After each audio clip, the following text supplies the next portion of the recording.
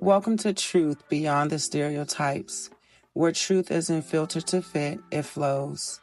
The podcast where we unlearn expectations, break out outdated narratives, and step fully into who we are meant to be.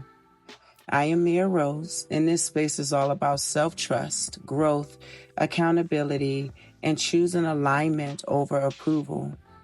If you ever felt boxed in, misunderstood, or ready to outgrow beyond who the world tried to make you, this is a safe space, and this is for you.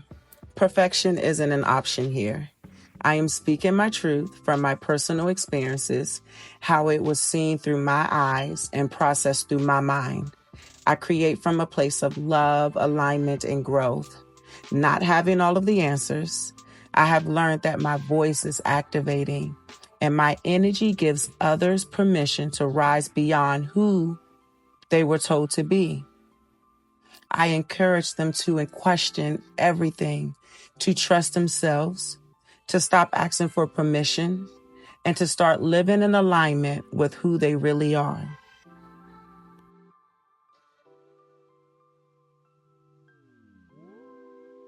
There are moments in history that are not just dates on the calendar. They're echoes inside of our body.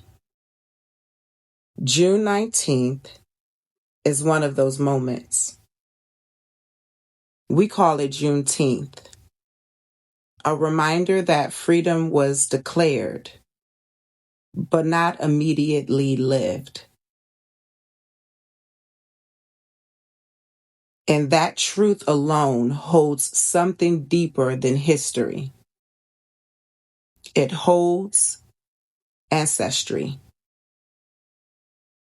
Because freedom is not only about a law changing. Freedom is about what happens after the law.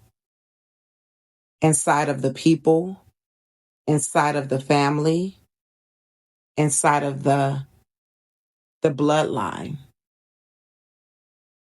There's a difference between being told you are free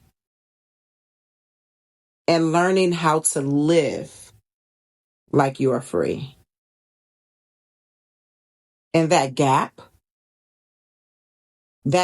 becomes generations. It becomes behavior. It becomes silence. It becomes overworking. It becomes emotional survival. It becomes the belief that rest is unsafe or that love must be earned through suffering. And this is where our loving ancestors come in. Not as a distant story, but as living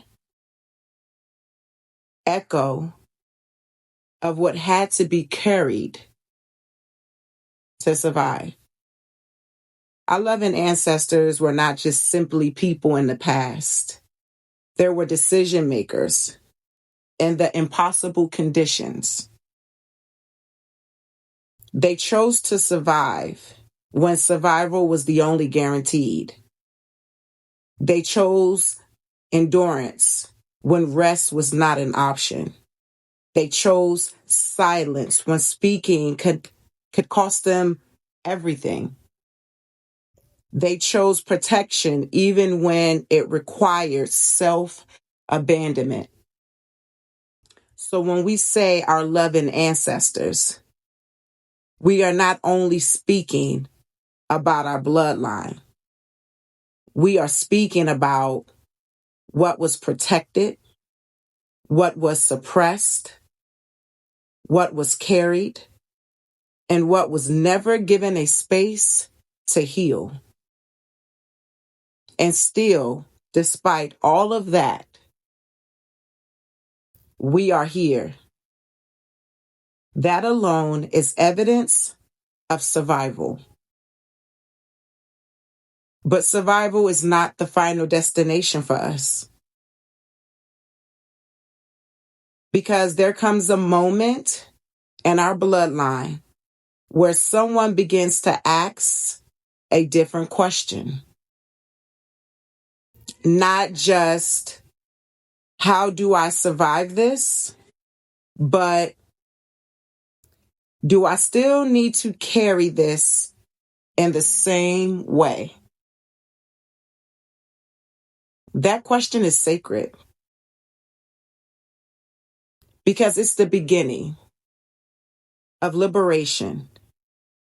Not only personal liberation, but ancestral liberation. Freedom begins to look like this: a person deciding they will no longer abandon themselves to keep others comfortable. A mother realizing that love does not require depletion. A caregiver understanding that responsibility does not mean emotional disappearance. A human being remembered that their worth is not measured by how much pain they can hold. And in that moment, something shifts backwards and then comes forward at the same time. Because when you change your relationship with survival, you're not only changing your life, you're interrupting a cycle that once helped our loving ancestors live. And that requires reverence, not rejection. Reverence for what kept them alive. And to be honest about what no longer needs to be carried forward. So when I think about freedom, I don't just think about the history. I think about my bloodline.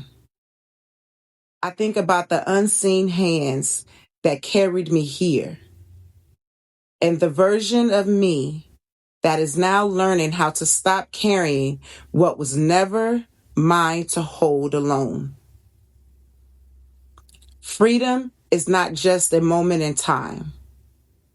It's a return. A return to self. A return to breath. A return to choice. A return to the right to fully exist without earning it. And I'm starting to realize maybe that is what our loving ancestors was moving towards, but didn't have the language to yet describe it or to speak about it. They were moving towards this moment where someone finally says, I will honor what you survive, and I will learn how to live beyond survival.